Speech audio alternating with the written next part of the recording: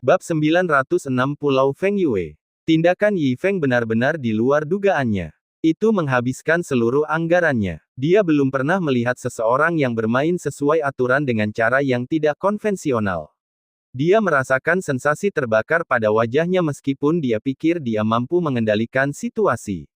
Setelah bekerja keras sekian lama, semuanya sia-sia pada akhirnya. Tuan Yi, apakah ada yang salah dengan otakmu? Dia begitu marah hingga dadanya naik turun dengan hebat.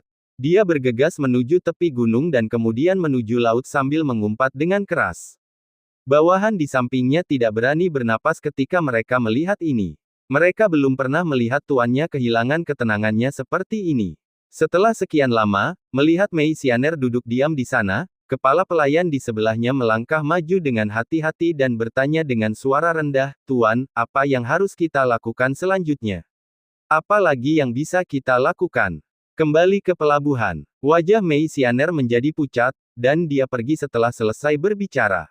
Dalam sekejap mata, 1 hari berlalu. Yi Feng melayang telentang di atas laut, memandangi burung camar yang terbang di langit, wajahnya menjadi semakin gelap.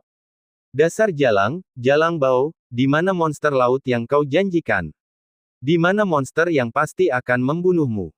Kakiku melepuh karena basah kuyup di laut. Begitu asinnya, kalau langsung dimasukkan ke panci, tidak ada sehelai rambut pun yang terlihat." Yi Feng mengeluh dan memiringkan kepalanya untuk melihat katak yang mengambang di air seperti dirinya. Semakin dia melihatnya, semakin marah dia jadinya. "Hei kamu, kenapa kamu ada di mana-mana?" Yi Feng mengangkat salah satu kakinya dan melemparkannya keluar. Cincin itu bergerak dan memanggil Men-Men keluar. "Pergi ke Pulau Feng Yue untukku." Duduk di atas cangkang Man-Man, setiap pria dan sekelompok sapi meninggalkan cipratan air besar dan kemudian menghilang. Tidak lama setelah itu, Yi Feng telah tiba di Pulau Feng Yue. Pulau Feng Yue tidak kecil, dengan panjang dan lebar ratusan mil. Kecuali beberapa orang biasa dan kultivator abadi yang beristirahat sementara di sini, seluruh pulau dihuni oleh para pengikut sekte Feng Yue. Jadi bisa dikatakan di sini ramai, tapi tidak terlalu ramai juga. Gerimis mulai turun dari langit, memenuhi udara dengan aroma tanah. Seorang pendekar pedang mengenakan topi bambu lewat, dengan aura haus darah di tubuhnya.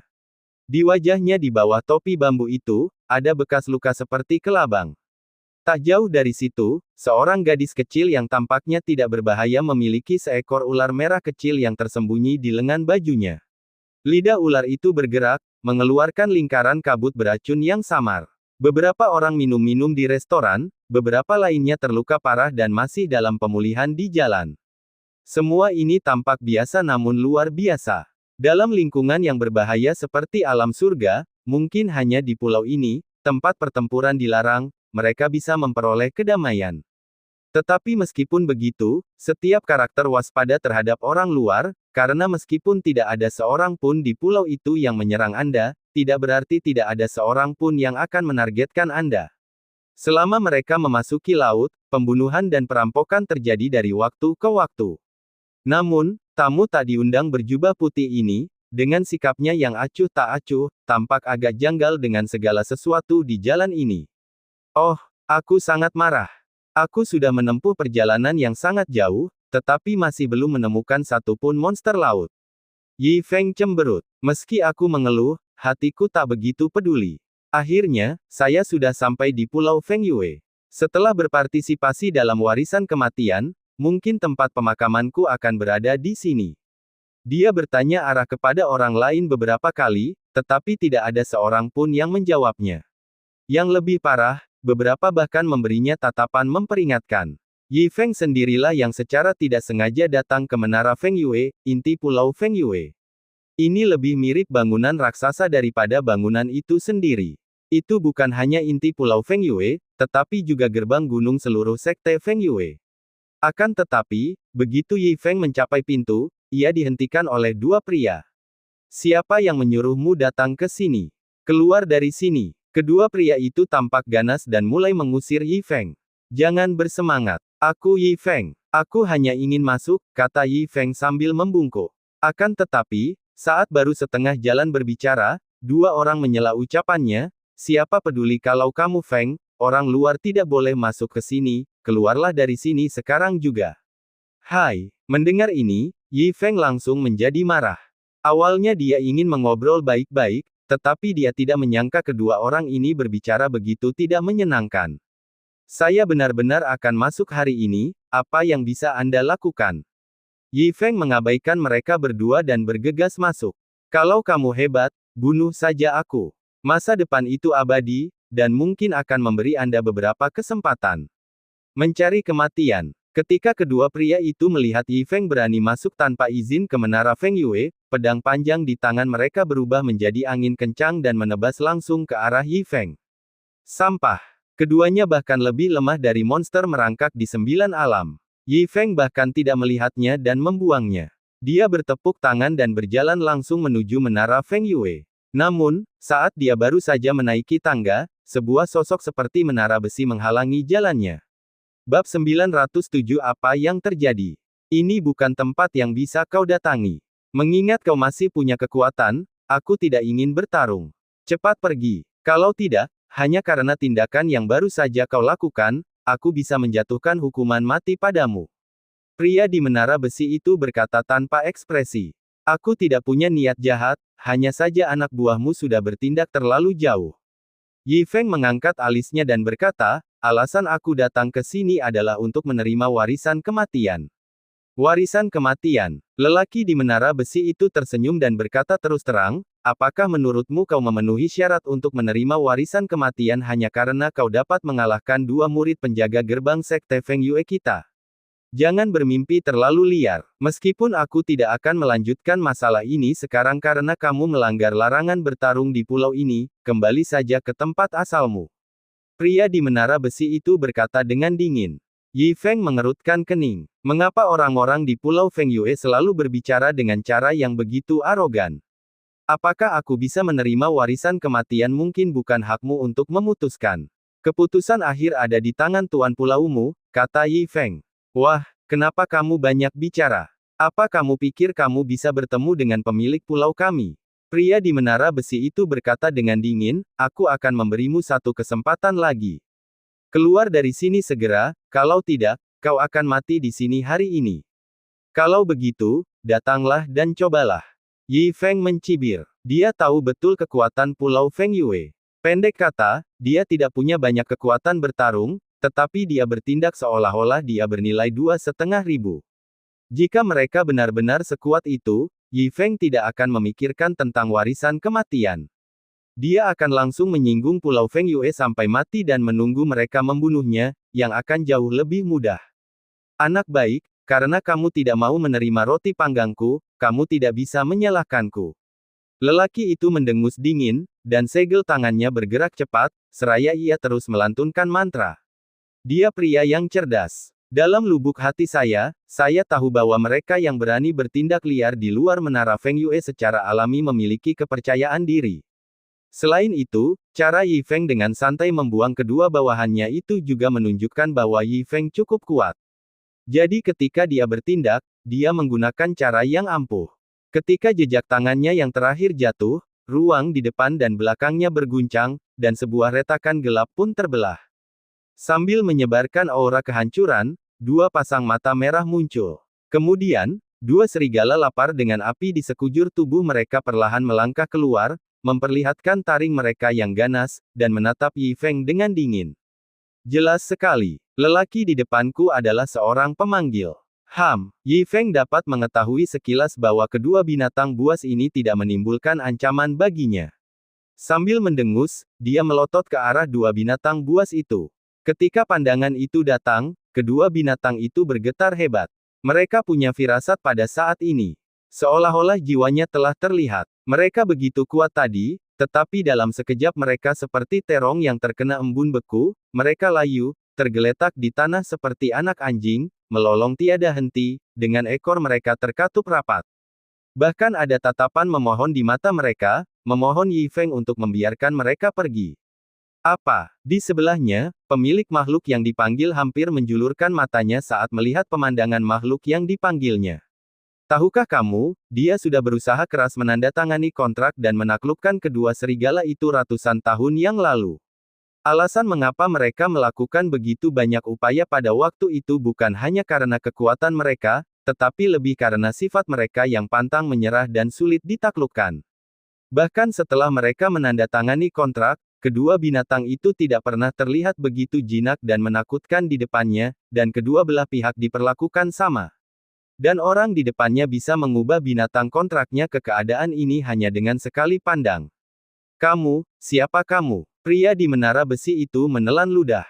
Meskipun panggilan serigala kembar bukanlah senjata terkuatnya, dia sekarang tidak punya niat untuk terus bertarung dengan Yi Feng. Tidak jauh, Feng Qianyu keluar dari menara Feng Yue bersama beberapa pelayan wanita pribadinya. Alisnya berkerut, dan wajah halusnya penuh kelelahan. Dia merasa lelah akhir-akhir ini. Terjadi pertikaian antar faksi yang terus-menerus dalam sekte Feng Yue. Saya berpikir bahwa saya bisa pergi ke 9 alam dan memanfaatkan kebangkitan orang suci itu untuk memperoleh beberapa kesempatan, sehingga saya bisa kembali dengan kekuatan yang lebih besar untuk diperjuangkan. Namun siapa sangka kali ini Fei Fan bukan saja tak punya kesempatan, tetapi juga hampir kehilangan hati taunya. Tidak, tepatnya ada kesempatan, tetapi dia gagal memanfaatkannya. Mengingat kembali hari-hari di tepi danau itu, saya masih merasa patah hati. Kalau saja aku tidak punya sikap tsundere yang menyebalkan itu, kalau saja aku bisa melihat keistimewaan laki-laki itu lebih awal, kalau saja dia sedikit saja berbeda, mungkin hari ini aku sudah bisa memiliki ikan naga idaman itu di tanganku. Mengapa kita di mana-mana dibatasi seperti sekarang? Tepat saat dia merasa khawatir, suara sang penyelamat dari Iron Tower Man terdengar dari samping. Kakak senior Feng, orang ini telah masuk tanpa izin ke menara Feng Yue. Aku harap kamu dapat membantuku mengalahkannya. Pria di menara besi itu memiliki harapan di matanya. Pada saat ini, para pemimpin puncak di pulau itu sedang mengadakan rapat di gedung, dan dia bertanggung jawab menjaga menara Feng Yue, tetapi siapa yang tahu bahwa dia akan bertemu seseorang seperti Yi Feng. Dia tidak punya kepercayaan diri untuk bertarung, tetapi jika dia tidak bertarung, dan jika Yi Feng benar-benar menerobos masuk, dia akan berada dalam masalah. Siapa yang menyangka kalau pertemuan dengan kakak senior itu akan bagaikan sedotan penyelamat? Jika kakak senior sudah bertindak, kenapa khawatir tidak bisa menangkap anak ini? Feng Qianyu yang khawatir, menunjukkan sedikit ketidaksabaran saat mendengar ini. Seseorang membobol gedung, masalah kecil seperti ini, dan dia harus menghadapinya. Tapi bagaimanapun juga, itu sudah terjadi, dan dia tidak bisa membiarkan seseorang membobolnya begitu saja. Dia hendak mengusir penyusup itu, tetapi tatapan sekilas ke arahnya benar-benar membuatnya tercengang. Seluruh orang itu merasa seakan-akan tersambar petir, menatap dengan mata yang indah, dan tubuhnya bergetar terus-menerus.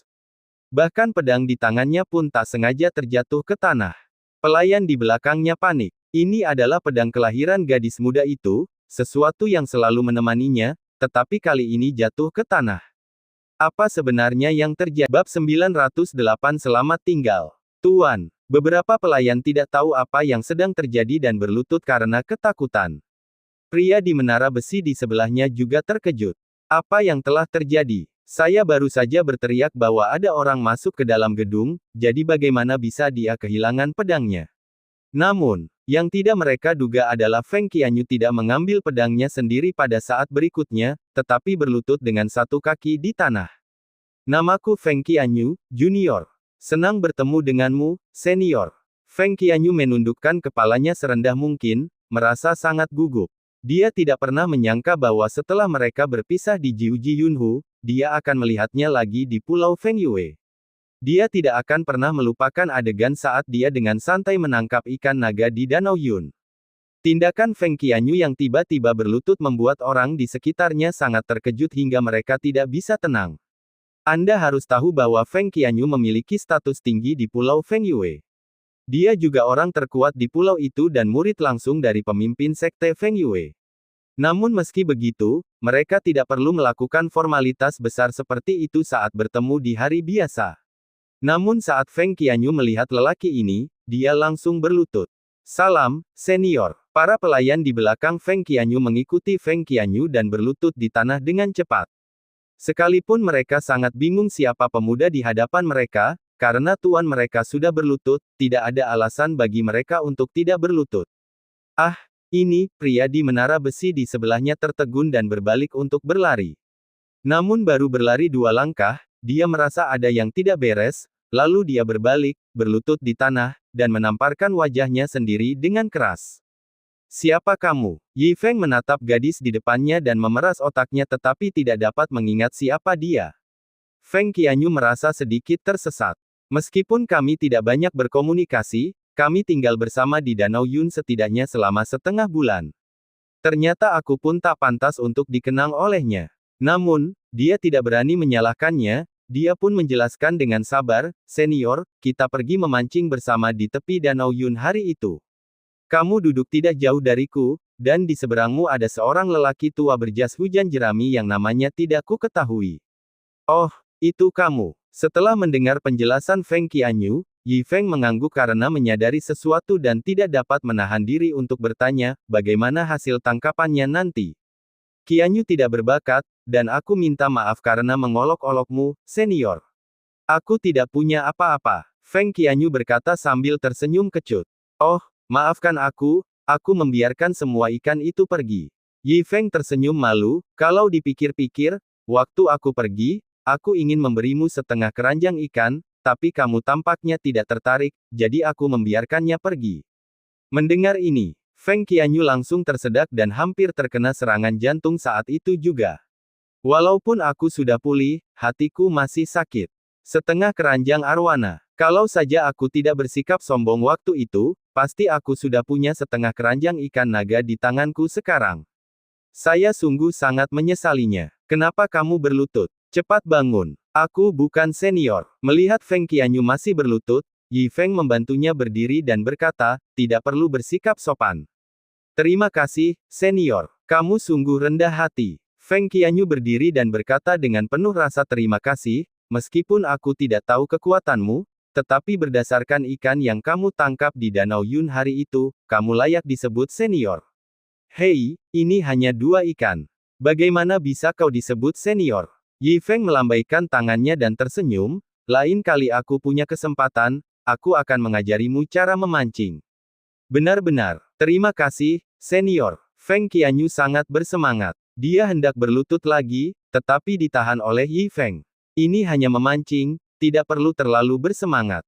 Tapi aku akan mengajarimu nanti saat aku punya waktu. Sekarang aku punya hal penting untuk dilakukan, kata Yi Feng. Maafkan aku, senior. Aku terlalu tiba-tiba. Feng Qianyu berkata cepat, mengapa kamu tidak pergi dan duduk bersamaku terlebih dahulu, karena kebetulan aku berasal dari Pulau Fengyue. Jika kamu punya instruksi, beritahu aku saja. Oh, kamu dari sini. Bagus sekali. Yi Feng berkata dengan gembira, baiklah, kalau begitu aku akan pergi dan duduk bersamamu terlebih dahulu. Silakan ke sini, senior. Feng Qianyu memimpin jalan. Lalu Yi Feng pergi bersama kelompoknya. Melihat Yi Feng pergi, pria dari menara besi itu terjatuh ke tanah. Bagus. Untungnya, orang ini tidak mau repot-repot berdebat dengannya, jadi dia melarikan diri. Namun, dia menjadi semakin penasaran dalam hatinya. Siapakah orang yang membuat Feng Qianyu begitu hormat? Pada saat ini, sebuah transmisi suara masuk ke telinganya. Jangan tanya siapa dia. Kamu hanya perlu tahu bahwa dia adalah seseorang yang tidak boleh kamu ganggu. Lebih baik jangan sebarkan apa yang terjadi hari ini. Jika kamu membuatnya tidak senang, bukan hanya kamu yang akan mati, tetapi seluruh Pulau Fengyue akan hancur. Orang yang mengirimkan pesan itu adalah Feng Qianyu. Mendengar transmisi suara Feng Qianyu, pria di menara besi itu langsung ketakutan dan berkeringat dingin. Dia sangat mengenal karakter Feng Qianyu dan dia tidak akan pernah melebih-lebihkan. Awalnya dia ingin kembali dan menceritakan masalah ini kepada teman baiknya dan bergosip tentangnya, tetapi dia tiba-tiba menutup mulutnya rapat-rapat. Setelah menyampaikan pesan itu, Feng Qianyu akhirnya menghela napas lega. Harus dikatakan bahwa ketika berhadapan dengan orang-orang seperti itu, segala sesuatunya perlu ditanggapi dengan serius. Orang ini tidak datang dengan banyak kemeriahan, mungkin karena ia tidak ingin terlalu banyak orang mengetahui keberadaan dan asal-usulnya. Itulah sebabnya dia merasa perlu mengingatkan pria di menara besi itu. Silakan ke sini, senior. Feng Qianyu terus memimpin jalan. Menara Feng Yue adalah inti dari seluruh pulau Feng Yue. Secara alami mustahil bagi orang untuk tinggal di sana dalam keadaan normal, jadi dia tinggal di sebuah gedung di luar menara Feng Yue. Tidak banyak penjaga di halaman, kecuali para pelayan yang awalnya dibawanya, jadi halaman itu tampak agak sepi. Tidak mewah, tapi sangat bersih dan tanpa noda.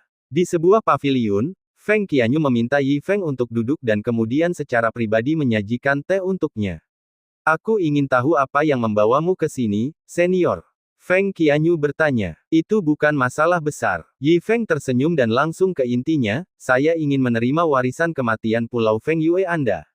Saya ingin tahu apakah Nona Feng dapat membantu saya menghubungi mereka. Warisan kematian. Feng Qianyu terkejut, dan tidak menyangka bahwa Yi Feng datang untuk mendapatkan warisan ini. Dalam pemahamannya, mereka yang selalu ingin menerima warisan kematian adalah mereka yang ingin memperbaiki diri karena perseteruan berdarah, atau mereka yang memiliki kekuatan rata-rata dan ingin mengubah hidupnya. Meskipun menurutnya, jika pewarisan kematian berhasil, itu akan tetap menjadi peluang besar bagi orang seperti Yi Feng, tetapi mengingat kekuatan Yi Feng, efektivitas biayanya masih terlalu rendah. Yi Feng menatap Feng Qianyu dan bertanya, jadi, apakah semuanya baik-baik saja? Meskipun dia tidak tahu mengapa Yi Feng membuat pilihan ini, Feng Qianyu mengerti bahwa ini adalah kesempatan untuk membangun hubungan baik dengan Yi Feng. Dia melewatkannya terakhir kali, dan dia tidak ingin melewatkannya kali ini. Tentu saja, saya akan melamarmu sekarang. Feng Qianyu tidak bertanya lagi, dia juga tidak mengatakan hal sopan lainnya. Dia tahu bahwa saat melakukan sesuatu untuk orang seperti itu, dia seharusnya tidak mengucapkan terlalu banyak kata-kata sanjungan, dan menyelesaikan pekerjaan saja. Dia berbalik dengan cepat dan pergi, berjalan ke menara Feng Yue lagi. Dan tindakan cepatnya memang membangkitkan kekaguman Yi Feng. Gadis ini sangat sibuk, kita bisa berteman. Bab 909 Perjudian yang putus asa. Sisi lain, Feng Qianyu kembali ke menara Feng Yue. Sekarang, pertemuan di menara Feng Yue masih berlangsung. Melihat Feng Qianyu kembali, salah satu pemuda berjubah putih berjalan mendekat dan bertanya dengan suara yang dalam, Feng Qianyu, bukankah kamu pergi lebih awal? Mengapa kamu berlari kembali? Baiji, bukan giliranmu untuk mengajariku, Feng Qianyu, bagaimana melakukan sesuatu. Feng Qianyu mengabaikannya dan menatap pria paruh baya di atasnya. Pria itu tidak lain adalah Suzu, pemilik Pulau Feng Yue dan pemimpin sekte Feng Yue. Tuan, Qianyu punya permintaan. Feng Qianyu menangkupkan kedua tangan gioknya dan menundukkan kepalanya. Katakan saja padaku jika ada yang ingin kau katakan. Mata Suzu bergerak dan dia berkata dengan ringan. Seorang teman lama saya telah datang ke pulau ini. Dia ingin menerima warisan kematian, jadi saya berharap Tuan akan menyetujuinya. Feng Qianyu berkata dengan suara rendah. Mendengar ini, alis Suzu tiba-tiba mengernyit. Setelah sekian lama, Suzu berbisik, Qianyu, jika itu adalah teman biasa, maka tolak saja. Kamu juga memahami misteri antara warisan kematian dan Pulau Feng Yue-ku, jadi pada dasarnya tidak akan terbuka untuk dunia luar sekarang. Guru, saya mengerti apa yang Anda katakan, tetapi saya masih ingin mengajukan permohonan kepada Anda. Feng Qianyu membungkuk. Melihat ini, Suzu mengerutkan kening erat. Feng Qianyu, guru sudah mengatakan bahwa warisan kematian tidak terbuka untuk umum sekarang. Mengapa Anda masih memaksa guru seperti ini? Pada saat ini, Baiji keluar dan berkata dengan suara yang dalam, kamu tahu bahwa warisan kematian berhubungan dengan keberuntungan Pulau Feng Yue-ku. Setiap kali seseorang gagal mewarisi, keberuntungan pulau kita akan hilang dalam jumlah besar. Pulau Feng Yue kita dulunya adalah salah satu penguasa domain surgawi, tetapi telah jatuh ke tempatnya sekarang karena warisan kematian. Kami tidak tahu misterinya sebelumnya. Tidak apa-apa jika banyak orang menerima warisan dan menyebabkan banyak keberuntungan hilang. Sekarang setelah kami mengetahui semua misterinya, bagaimana mungkin guru menyetujui permintaan konyolmu? Tidak ada pengecualian yang dibuat dalam 100 tahun terakhir, dan kali ini tentu saja tidak akan ada pengecualian untuk Anda. Baiji, guru ada di sini, sekarang bukan giliranmu untuk bicara. Feng Qianyu berteriak dengan wajah cemberut, lalu mengalihkan pandangannya ke Suzu, dan melanjutkan dengan tulus, guru, saya hanya perlu Anda membuat pengecualian untuk saya kali ini. Mohon setujui murid saya kali ini karena dedikasi saya terhadap Pulau Fengyue selama bertahun-tahun. Setelah berkata demikian, Feng Qianyu berlutut dengan satu kaki dan kedua tangannya terangkat. Bagian atas, ekspresi wajah Suzu kosong dan tidak terlihat tanda-tanda emosi. Jarinya mengetuk-ngetuk meja, menimbulkan bunyi berdebum di aula yang sunyi itu, dan tatapan matanya yang tajam bergerak di antara dia dan Baiji. Setelah waktu yang lama, dia berkata perlahan, warisan kematian ini tidak hanya menyangkut satu orang, tetapi seluruh Pulau Fengyue. Aku sudah tua, dan masa depan adalah milikmu. Masa depan Pulau Fengyue sebenarnya ada di tangan Anda. Dan kalian berdua, saudara laki-laki dan perempuan, adalah calon pemilik pulau di masa depan. Jadi, kalian sendiri yang harus mengambil keputusan tentang masalah ini. Setelah mengatakan itu, dia menatap Feng Qianyu dengan penuh permintaan maaf, lalu menutup matanya. Bukan berarti dia senang melihat mereka berdua bertengkar. Namun, dengan tekanan dari domain hitam dan negara yang berada dalam lingkungan berbahaya seperti domain langit, hanya mereka yang memiliki kemampuan lebih besar yang dapat memenuhi syarat untuk mengambil peran sebagai penguasa pulau masa depan. Naikkan Gu dan naikkan Gu. Hanya Gu yang terkuat yang memenuhi syarat untuk menjadi penguasa pulau dan memiliki harapan untuk memimpin Pulau Fengyue bertahan hidup di lingkungan ini di masa depan. Kata-kata Suzu membuat wajah Feng Qianyu menjadi sangat pucat. Melontarkan pertanyaan itu padanya dan Baiji sama saja dengan menolaknya, bagaimanapun. Bagaimana Baiji bisa berbuat sesuai keinginannya? Sungguh, senyum lebar muncul di wajah Baiji. Kemenangan yang pasti. Feng Qianyu, sudahlah. Aku tidak akan menyetujui permintaan bodohmu itu. Baiji mencibir. Wajah Feng Qianyu membiru karena marah. Dia berjanji kepada seniornya mengenai hal ini, dan seniornya masih menunggunya di paviliun. Jika aku kembali sekarang dan memberi tahu seniorku bahwa itu tidak. Dia mengangkat matanya yang indah, menggigit bibir merahnya dan menatap Baiji yang sombong di depannya, dan bertanya dengan dingin, katakan padaku, apa yang kau ingin aku lakukan sebagai imbalan atas persetujuanmu? Aku tidak tertarik padamu. Baiji memasang ekspresi sinis di wajahnya, dan sangat gembira melihat Feng Qianyu dipermalukan seperti ini. Jika kali ini warisan itu gagal dan menyebabkan hilangnya kekayaan Pulau Fengyue, aku akan dengan sukarela menyerah memperjuangkan penguasa pulau. Bagaimana? Feng Qianyu berkata sambil menggertakkan giginya. Baiji yang awalnya bersikap meremehkan, tiba-tiba membelalakkan matanya saat mendengar ini. Ada juga keributan di lapangan. Bahkan Suzu yang sedang beristirahat dengan mata terpejam di atas, membuka matanya pada saat yang sama dan menatap Feng Qianyu di bawah dengan ekspresi rumit di matanya. Namun dia tidak ikut campur. Lagi pula, semua ini adalah pilihan Anda sendiri. Apakah kamu serius? Baiji sangat gembira karena kondisi yang disebutkan Feng Qianyu. Awalnya, dia tidak pernah berpikir untuk menyetujui Feng Qianyu. Tetapi siapa yang menyangka bahwa Feng Qianyu akan mengajukan syarat seperti itu? Kamu seharusnya menganggap serius kata-kataku. Feng Qianyu mengepalkan tangan gioknya erat-erat di lengan bajunya hingga tangannya memutih, tetapi suaranya masih terdengar sangat tegas. Langkah yang diambilnya tidak berisiko. Jika Yi Feng gagal, dia tidak hanya akan kalah dalam perlombaan memperebutkan posisi penguasa Pulau Fengyue, tapi dengan kematian Yi Feng, hubungan apapun yang dia miliki dengannya, tidak peduli seberapa baiknya, akan sia-sia. Bagi orang luar, keputusan Feng Qianyu sangat bodoh. Itu juga taruhan yang mustahil berhasil. Baiklah, aku berjanji padamu. Dalam 7 hari, aku akan secara pribadi mengirimnya ke warisan. Baiji mencibir dan langsung setuju. Feng Qianyu mengira Baiji akan setuju. Dia mengangguk dan melirik ke arah Suzu yang duduk di ujung meja. Dia terdiam cukup lama, dan tampak ragu untuk berbicara cukup lama. Pada akhirnya, dia tidak mengatakan apapun dan berbalik lalu pergi. Dia memahami niat baik tuannya, dan dia juga memahami keputusan yang tidak berdaya bagi Pulau Fengyue. Tapi tidak peduli bagaimana mengatakannya, dia masih lebih memihak Baiji dalam masalah hari ini. Bab 910 Persiapan sebelum pewarisan kembali ke halaman. Feng Qianyu memberitahu Yi Feng hasil masalahnya dengan ekspresi santai di wajahnya. Dia tidak menjelaskan prosesnya, dan dia juga tidak mengakui keberhasilannya.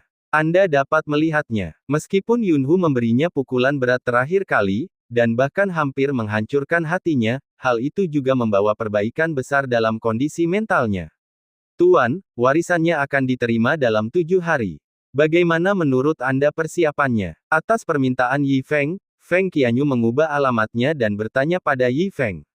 Persiapan apa? Persiapan apa? Yi Feng bertanya dengan bingung. Tentu saja itu adalah persiapan untuk menerima warisan. Apakah Anda tidak melakukan persiapan apapun, Tuan? Feng Qianyu bertanya dengan heran sambil membuka matanya lebar-lebar. Meskipun dia tahu bahwa Yi Feng sangat kuat, warisan kematian tidak sia-sia. Ada beberapa master super yang telah mengincar hal ini dalam sejarah. Namun hasil akhirnya selalu kegagalan. Jadi meskipun itu Yi Feng, dia tidak berpikir tingkat keberhasilannya sangat tinggi. Ketika dia mendengar Yi Feng mengatakan bahwa dia tidak melakukan persiapan apapun, dia tiba-tiba merasa ada sesuatu yang salah. Oh, sekarang setelah kamu menyebutkan itu, aku ingat bahwa memang ada beberapa persiapan yang perlu dilakukan. Yi Feng menggaruk kepalanya dan berkata, terima kasih banyak. Kalau kamu tidak memberitahuku, aku pasti sudah lupa. Feng Qianyu melengkungkan bibirnya. Hampir lupa. Anda hampir lupa hal sepenting itu. Apakah kamu harus begitu ceroboh? Dia merasa lebih buruk lagi. Apakah keputusan saya sebelumnya di Menara Feng Yue agak impulsif? Tentu saja dia tidak berani berbicara lantang mengenai keluhan hatinya. Untung, masih ada 7 hari tersisa. Jika Anda bergegas, mungkin Anda masih bisa tiba tepat waktu. Apakah kamu baik-baik saja? Yi Feng bertanya. Qianyu baik-baik saja. Jawab Feng Qianyu. Bagus sekali, ikutlah denganku dan bersiap-siap. Yi Feng berdiri dan berkata, bolehkah aku pergi bersamamu? Feng Qianyu sedikit tidak percaya. Tentu saja, bukankah kamu bilang kamu baik-baik saja? Kata Yi Feng. Tidak, maksudku adalah, bisakah aku benar-benar melakukannya? Feng Qianyu masih tidak dapat mempercayainya. Apa salahnya? Bukankah aku sudah bilang padamu untuk ikut denganku? Yi Feng memutar matanya. Saya selalu merasa bahwa wanita ini sedikit nerotik. Setelah mendapat konfirmasi dari Yi Feng, Feng Qianyu menarik napas dalam-dalam dan begitu gembira hingga dia tidak bisa menahan diri. Dia tidak pernah menyangka bahwa dia dan Yi Feng akan menjadi begitu dekat begitu cepat dan bahwa Yi Feng akan sangat mempercayainya. Benar saja, usahanya membuahkan hasil. Dia segera berdiri dan mengikuti Yi Feng, sambil merasa gelisah. Kali ini, jika aku mengikutinya, aku seharusnya dapat melihat beberapa kartu dan metode orang di depanku. Lagi pula, jika seseorang menerima warisan kematian yang berbahaya, setiap orang akan mengungkapkan beberapa kartu dan menganggapnya serius, bukan? Ia menyuruh pembantunya pergi, dan mereka berdua berjalan keluar halaman, satu demi satu, dan sampai ke jalan. Yi Feng berjalan di depan dengan tangan di belakang punggungnya dan dia mengikutinya dari belakang. Meskipun dia tidak tahu mengapa dia datang ke jalan, dia tidak berani mengatakannya atau bertanya. Tiba-tiba, Yi Feng berjalan ke toko makanan. Dia mengikutinya masuk. Bos, berapa harga dendeng sapi ini? Yi Feng mengambil dendeng sapi di sampingnya dan tidak dapat menahan diri untuk bertanya. 3 kristal abadi per kilogram. 2 kristal abadi. Yi Feng mengangkat jarinya. Tuan, ini tidak bisa dijual. Mengapa tidak bisa dijual? Biar saya bicara tentang biaya Anda. Secara keseluruhan, Anda mendapat untung besar. Tuan, 2 kristal peri benar-benar tidak bisa dijual. Bagaimana kalau begini, 5 kristal peri seharga 2 kilogram? Bos, Anda tidak tahu cara berbisnis. Bahkan jika saya membelinya dengan harga ini, pasti tidak akan ada lagi lain kali. Jika Anda menjualnya kepada saya seperti yang saya katakan, Anda akan memiliki pelanggan jangka panjang di masa mendatang, di sebelahnya. Feng Qianyu menatap kedua orang yang tengah tawar-menawar, dengan kerutan di dahinya. Dia ingin mengingatkan Yi Feng agar bergegas dan bersiap menerima warisan kematian, tetapi dia takut kalau dia akan terlalu banyak bicara dan membuat Yi Feng tidak senang. Akhirnya, setelah keduanya menawar cukup lama, akhirnya Yi Feng membeli dendeng sapi dalam jumlah banyak dengan harga 1,5 kristal abadi per pon. Sang bos meneteskan air mata kesusahan. Dia belum pernah melihat tawar-menawar seperti itu sebelumnya. Yang paling keterlaluan, sebelum pergi orang ini malah mengambil bebek panggang dari tangan pelaku sambil berkata ingin mencoba rasanya dan kalau rasanya enak dia akan kembali lagi untuk membeli dalam jumlah banyak lain kali. Feng Qianyu akhirnya keluar dari toko kelontong dan menghela napas lega. Sekarang, Tuan, sebaiknya Anda persiapkan diri Anda dengan baik, ya kan? Memikirkan hal itu, antisipasi batinku muncul lagi. Kalau begitu, Tuan, apa yang harus kita lakukan selanjutnya? Feng Qianyu bertanya ragu-ragu. Baiklah, aku perlu menyiapkan satu set pakaian. Yi Feng menyilangkan dagunya dan berpikir. Memikirkan pakaian yang telah dirobek oleh monster sebelumnya, sepertinya aku tidak punya banyak pakaian untuk diganti. Mata indah Feng Qianyu berbinar, pakaian. Sungguh, pria itu mulai benar-benar mempersiapkan diri. Pakaian yang dibicarakannya seharusnya adalah harta pertahanan. Dan harta karun semacam ini yang dapat berubah menjadi pakaian sesuka hati adalah harta karun tingkat tinggi. Benar saja, puncak gunung es orang ini secara bertahap terungkap. Dia tengah membayangkan berbagai hal dengan kalut saat melihat Yi Feng berdiri di sudut jalan, sedang menawar dengan seorang penjahit, air liurnya harum. Mulut Feng Qianyu berkedut dan kelopak matanya berkedut terus-menerus. Saya hampir muntah darah.